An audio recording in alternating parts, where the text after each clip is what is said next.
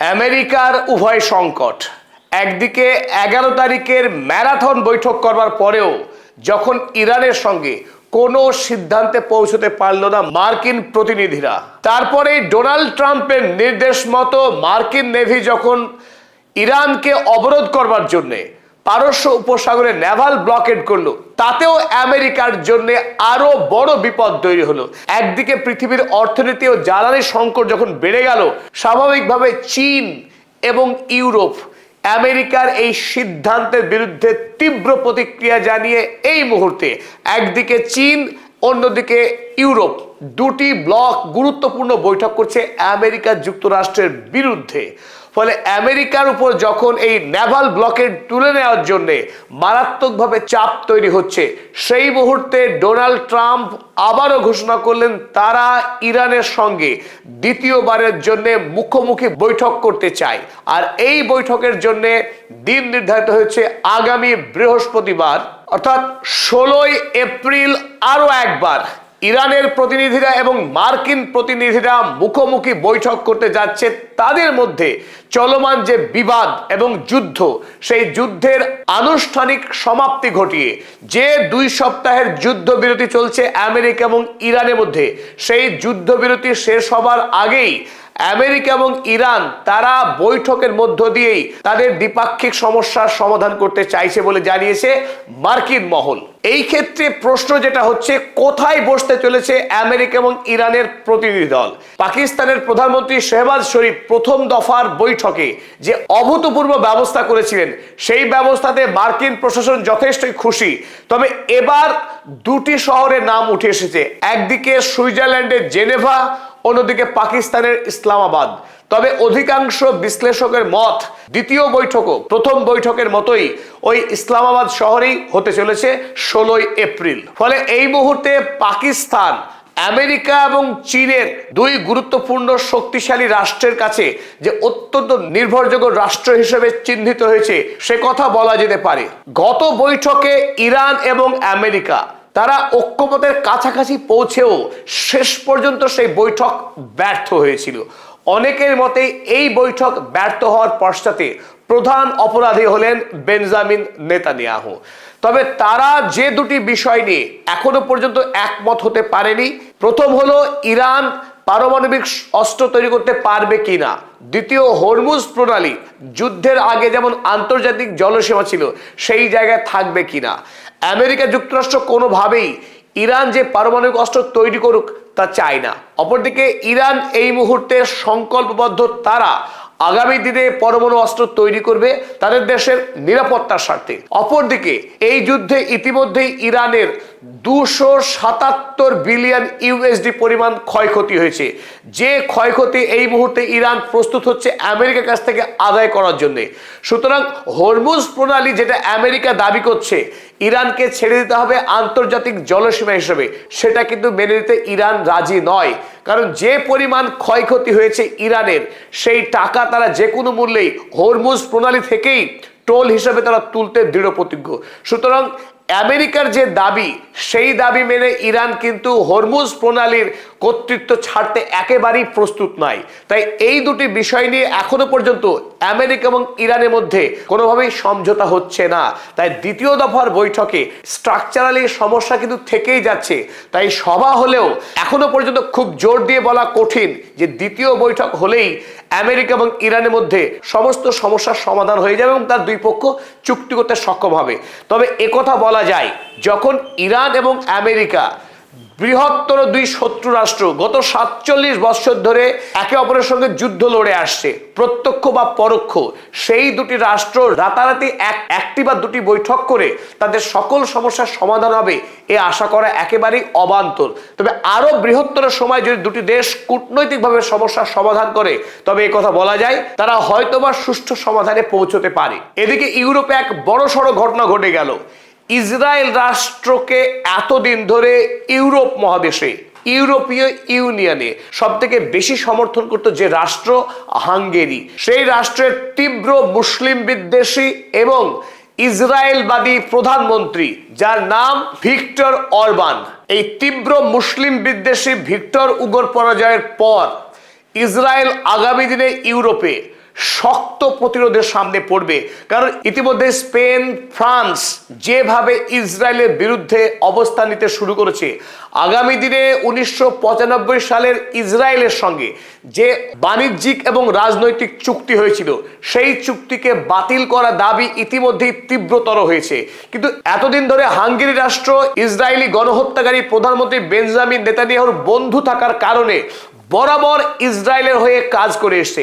ফলে ইউরোপীয় ইউনিয়নে ইসরায়েলের বিরুদ্ধে কোনো প্রস্তাব পাশ করা যায়নি, আনাই যায়নি। কিন্তু তাৎপর্যপূর্ণভাবে এই পিটার ম্যাগিয়ার তিনি ঘোষণা করেছেন, হাঙ্গেরি এতদিন ইন্টারন্যাশনাল ক্রিমিনাল কোর্টে যে সদস্যপদ খারিজ করে দিয়েছিল ভিক্টর অরবান, তিনি নতুন করে প্রধানমন্ত্রী হয়ে 1 নম্বর কাজ হবে হাঙ্গেরি রাষ্ট্রকে নতুন করে ইন্টারন্যাশনাল ক্রিমিনাল কোর্টের সদস্যপদ গ্রহণ করা। অর্থাৎ যাতে বেঞ্জামিন নেতানিয়াহু আগামী দিনে শাস্তি পায়, ওয়ার ক্রিমিনাল হিসেবে অ্যারেস্ট হয়, সেই দাবি কিন্তু এই মুহূর্তে ইউরোপে আরো শক্তিশালী হলো। ইসরায়েল রাষ্ট্রের প্রতি সমর্থন ধীরে ধীরে বিশ্বব্যাপী কমে আসছে। আমরা আগের ভিডিওতে আলোচনা করেছিলাম খোদ আমেরিকা যুক্তরাষ্ট্রের মধ্যেই মানুষ কিভাবে অ্যান্টি ইসরায়েল হয়ে উঠছে, আর তার প্রভাব এই মুহূর্তে ইউরোপ মহাদেশেও বিস্তার লাভ করলো। জোরান মামদানি তিনি সাক্ষাৎকারে জানিয়েছেন আমেরিকা যুক্তরাষ্ট্র যে বিপুল পরিমাণে টাকা খরচ করে ইরানে গণহত্যা করছে, প্যালেস্টাইনে গণহত্যা চালাচ্ছে, লেবাননে গণহত্যা চালাচ্ছে যুদ্ধ অপরাধী বেঞ্জামিন নেতানিয়াহুর সহায়তায়। সেই টাকা দিয়ে যদি আমেরিকার শহরগুলিতে যারা শ্রমজীবী মানুষ, যারা গরিব মানুষ, তাদের হাউজিং, পরিবহন এবং বিনা পয়সায় শিশুদের চিকিৎসার ব্যবস্থা, শিক্ষার ব্যবস্থা করলে আমেরিকার গরিব মানুষ খেয়ে পড়ে বাঁচত। অথচ সেই টাকা দিয়ে আমেরিকা সরকার মানুষ খুন করছে পৃথিবীব্যাপী। আমেরিকার এই বিধ্বংসী বিদেশ নীতির বিরুদ্ধে নিউ ইয়র্ক শহরে ইতিহাসের অন্যতম বৃহৎ এবং গুরুত্বপূর্ণ মিছিল হলো গতকাল নিউ ইয়র্ক শহরে। আর এই শহরের স্লোগান ছিল no war, no ICE, free free Palestine, stop genocide in Lebanon. লেবাননের গণহত্যা বন্ধ করতে হবে, প্যালেস্টাইনের স্বাধীনতা দিতে হবে এবং ইরানের যুদ্ধ বন্ধ করতে হবে। এই দাবিতে লক্ষ লক্ষ মানুষ তারা রাস্তায় নেমেছিল। আপনারা দেখছেন ছবি, এখান থেকে পরিষ্কার আমেরিকার প্রচুর সংখ্যক মানুষ, বিশেষ করে ডেমোক্র্যাট রাজনৈতিক দলের তো প্রশ্নই নেই, ডেমোক্রেটিক রাজনৈতিক দলের 80% মানুষ এই মুহূর্তে আমেরিকার যুদ্ধনীতির বিরুদ্ধে, বিদেশে টাকা খরচ করার বিরুদ্ধে, মাগা ডেমোক্র্যাট এই মুহূর্তে ডোনাল্ড ট্রাম্পের যুদ্ধের বিরুদ্ধে মানুষ সোচ্চার হয়েছে। আর বর্বরতার সঙ্গে ডোনাল্ড ট্রাম্পের পুলিশ বলপূর্বক ভাবে এই প্রতিবাদী কণ্ঠস্বরকে গলা টিপে ধরবার জন্য 90 জন আন্দোলনকারীকে গ্রেপ্তার করছেন। কিন্তু জোরান মামদানি তিনি জানিয়েছেন তারা যুদ্ধবিরোধী অবস্থান থেকে একটুও সরে আসবে না। খোদ নিউ ইয়র্ক শহরের মেয়র যখন যুদ্ধবিরোধী, আমেরিকার বৈদেশিক নীতির সমালোচক, তখন আন্দোলনকারী যে রাস্তায় ঝাঁপিয়ে পড়বে সে কথা বলার অপেক্ষা রাখে না। আমেরিকার মানুষ জেগে উঠছে, কারণ আমেরিকার মানুষ এখন বুঝতে শিখেছে আমেরিকার যুদ্ধের কারণে সেই দেশে জ্বালানির দাম বেড়ে চলেছে। আমেরিকার একাধিক সামাজিক সমস্যা তৈরি হচ্ছে কেবলমাত্র যুদ্ধবাজ সরকারের জন্য। যুদ্ধের মাধ্যমে আমেরিকার কিছু শিল্পপতি যারা অস্ত্র বিক্রেতা তারা লাভবান হচ্ছে, কিন্তু আমেরিকার সাধারণ মানুষ গরিব হচ্ছে। তাই আমেরিকার মানুষের কণ্ঠরোধ করতে চাইলেও ডোনাল্ড ট্রাম্প সরকার পারবে না, বরং ইসরায়েল রাষ্ট্রের বিরুদ্ধে এই মুহূর্তে সোচ্চার হয়েছে আমেরিকাবাসী। যতদিন না পর্যন্ত আমেরিকার সরকার ইসরায়েলকে টাকা দেয়া বন্ধ করছে, অস্ত্র দেয়া বন্ধ করছে, ততদিন তারা এই আন্দোলন চালিয়ে যাবে বলে অঙ্গীকার ব্যক্ত করেছে আন্দোলনকারীরা। পরিশেষে আপনাদেরকে একটি ছবি দেখাবো। আপনারা ছবিতে দেখছেন নতুন জেসাস ক্রাইস্ট, নতুন যীশু খ্রিস্টকে দেখে নিন আপনারা।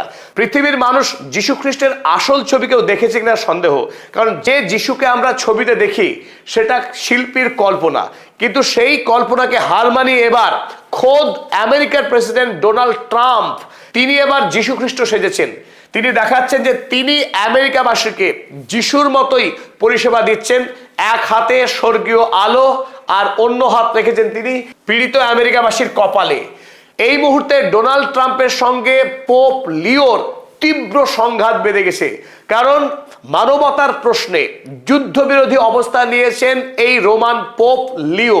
তাই আমেরিকার বিদেশ নীতির তীব্র সমালোচনা করেছেন ওয়ার মেশিন ইসরায়েল রাষ্ট্রের। ইরানের উপরে যেভাবে হামলা করেছে আমেরিকা যুক্তরাষ্ট্র, ভেনেজুয়েলাতে যে কায়দায় হামলা করেছে এবং কিউবাতে আক্রমণ করার যে মুহুর্মুহু হুমকি দিচ্ছে গ্যাংস্টার ডোনাল্ড ট্রাম্প, এই বিশ্বব্যাপী নতুন করে যুদ্ধের দামামা বাঁধানোর জন্য ডোনাল্ড ট্রাম্পকে এক হাত নিয়েছেন রোমান পোপ লিও। এতে বেজায় ক্ষুব্ধ হয়েছেন ডোনাল্ড ট্রাম্প।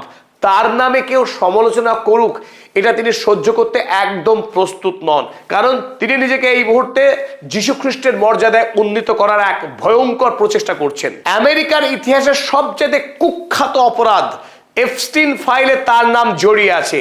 কয়েক হাজার কিশোরী মেয়ের জীবন যারা ধ্বংস করেছে যে এপস্টিন ক্লাস, তাদের অন্যতম হলো এই ডোনাল্ড ট্রাম্প। সেই ডোনাল্ড ট্রাম্প আজ ইরানের উপর যুদ্ধ বাঁধিয়ে লেবাননে গাজাতে গণহত্যা চালিয়ে তিনি আমার যিশু সেজেছেন। নির্লজ্জ, মানব জাতির ইতিহাসে অন্যতম ঘৃণ্য ব্যক্তি এই ডোনাল্ড ট্রাম্প। তিনি এই মুহূর্তে যিশুর ভূমিকায় অবতীর্ণ হওয়ার চেষ্টা করছেন ট্রুথ সোশ্যাল পোস্টে। অবশ্য পরে যখন বিশ্বব্যাপী তার বিরুদ্ধে যখন প্রতিবাদ শুরু হয়, বাধ্য হয়ে চোরের মতো এই ডোনাল্ড ট্রাম্প এই ছবি তার ট্রুথ সোশ্যাল মিডিয়া থেকে সরিয়ে নিয়েছেন। অবশ্য এটা কম লজ্জার ব্যাপার নয় যে আমেরিকা যুক্তরাষ্ট্রের প্রেসিডেন্ট তিনি একটি পোস্ট করে সেই পোস্ট মুছতে বাধ্য হলেন, রাখতে পারেননি। কারণ পোপ লিও তিনি বলেছেন এনাফ অফ ওয়ার, যে আমেরিকা যুক্তরাষ্ট্র ইতিমধ্যেই যথেষ্ট যুদ্ধ করেছে। যীশু খ্রিস্ট এই যুদ্ধের অনুমতি দেয় না। যীশু খ্রিস্ট নিরীহ মানুষের হত্যাকে কোনোভাবেই বরদাস্ত করবেন না। এবং তিনি তীব্র প্রতিবাদ জানিয়েছেন আমেরিকা যুক্তরাষ্ট্রের নিজেকে সবচেয়ে শক্তিশালী বলে ভাবা এবং দাবি করার যে অহংকার, সেই অহংকার ঘৃণ্য বলে দাবি করেছেন পোপ লিও। ওদিকে ডোনাল্ড ট্রাম্প তিনিও কম যান না। তিনি পোপকে বলেছেন দুর্বল। তিনি পোপকে আক্রমণ করেছেন দুর্বল বলে, যে অন্যায়কারীদের প্রতি দুর্বল, অর্থাৎ ইরান, ফিলিস্তিনি জনতা, লেবানন তারা হচ্ছে অন্যায়কারী, আর তিনি হলেন দুষ্টের দমনকারী। তিনি পৃথিবী থেকে অন্যায়কে মোছার জন্য প্যালেস্টাইনে আক্রমণ করেছেন, ইরানে আক্রমণ করেছেন। অথচ পোপ লিও তিনি কিছুই বুঝতে পারছেন না, তাই তিনি ডোনাল্ড ট্রাম্পের সমালোচনা করছেন। তবে পোপ কোনোভাবেই ডোনাল্ড ট্রাম্পের হুমকিতে এতটুকু বিচলিত নন। তিনি স্পষ্ট জানিয়েছেন ডোনাল্ড ট্রাম্প কিংবা অন্য কোনো রাষ্ট্র যারা যুদ্ধ বাধায়, নিরীহ মানুষকে খুন করে, তাদের বিরুদ্ধে সবসময় কথা বলবেন পোপ লিও। পরিশেষে আমরা আরো একবার আশা ব্যক্ত করছি আমেরিকা এবং ইরান তারা যে বৈঠকে বসতে চলেছে আগামী বৃহস্পতিবার, সে জেনেভাই হোক কিংবা ইসলামাবাদই হোক, তারা আলোচনার মাধ্যমে ঐক্যমতে পৌঁছাক এবং পৃথিবী আরো একটা ভয়ঙ্কর যুদ্ধের হাত থেকে বাঁচুক, সেই প্রত্যাশা করে আমাদের এই নিবেদন শেষ করলাম।